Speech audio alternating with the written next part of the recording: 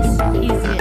A kidney from a genetically engineered pig, led by Dr. Robert Montgomery. Surgeons in New York worked for hours attaching that. Baru-baru ini, sekelompok dokter bedah di Amerika Serikat yang dipimpin oleh Dr. Robert Montgomery berhasil mentransplantasikan ginjal babi kepada seorang pasien yang mengalami kematian otak. Ginjal babi tersebut telah dimodifikasi secara genetik dengan tujuan agar tubuh manusia tidak mengenalinya sebagai benda asing dan diletakkan di luar tubuh. Para pakar mengatakan kemajuan ini merupakan yang paling canggih sepanjang sejarah. Sejauh ini, transplantasi dari hewan hanya dilakukan kepada hewan. Kecuali katup jantung pada babi, ternyata sudah banyak digunakan pada manusia.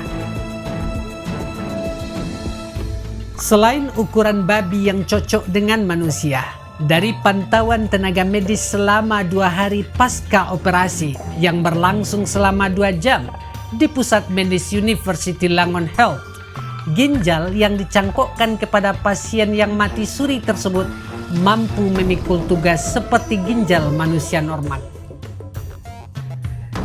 Dr. Montgomery mengakui eksperimen yang diprakarsainya kontroversial.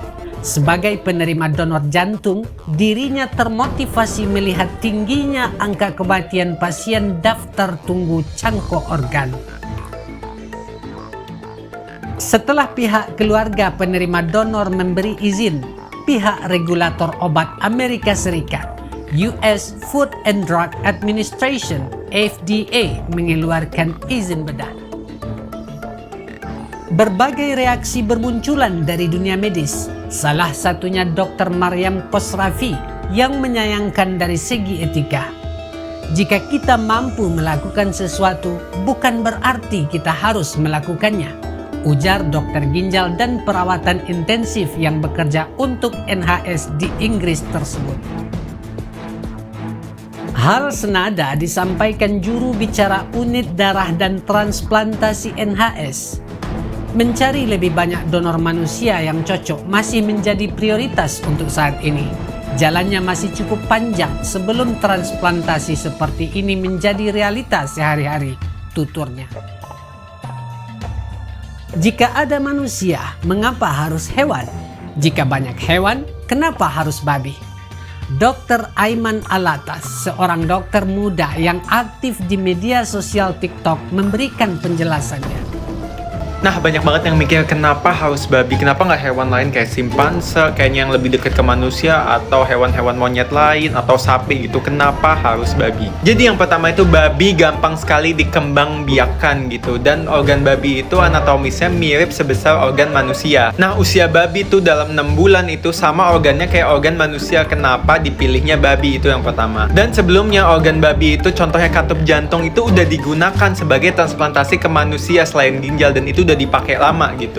Nah, kalau simpanse atau primata yang lainnya, yang pertama itu lebih susah dikembangbiakkan dan beberapa hewan simpanse itu terancam punah. Dan hewan babi relatif lebih murah, makanya dipilih babi dengan alasan-alasan tadi gitu guys.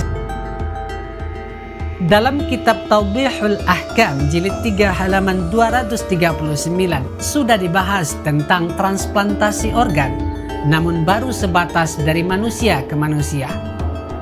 Boleh memindahkan organ mayit kepada yang masih hidup dengan syarat keselamatan dan nyawanya bergantung kepada organ si mayit, mendapatkan izin dari si mayit dan atau ahli waris.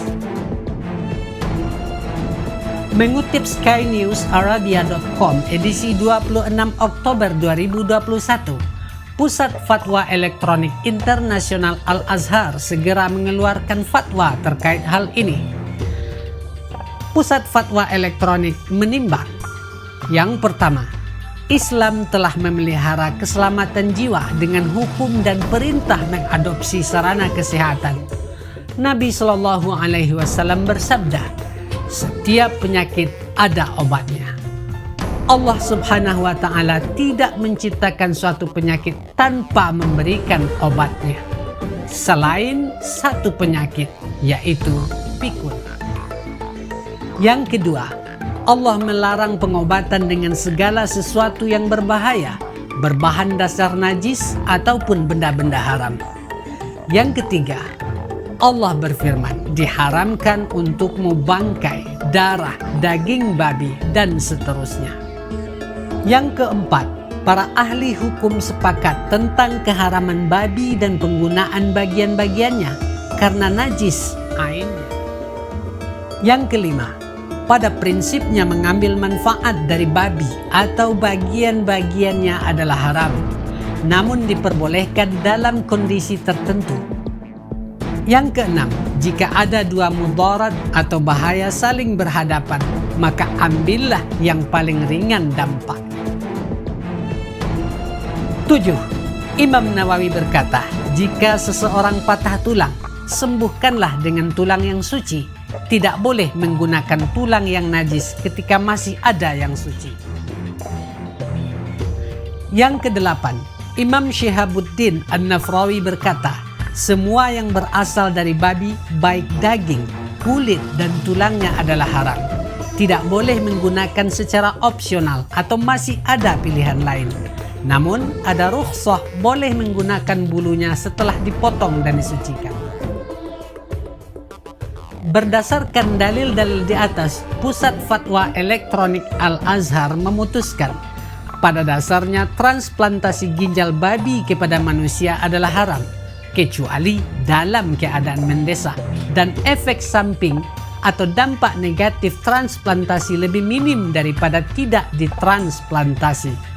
Tentu saja setelah dilakukan medical check-up oleh tenaga medis terkait penggunaan obat-obatan dan sistem kekebalan tubuh, serta komplikasi serius bagi pasien pasca transplantasi, merupakan sebuah fakta bahwa transplantasi organ babi kepada manusia masih dalam tahap percobaan.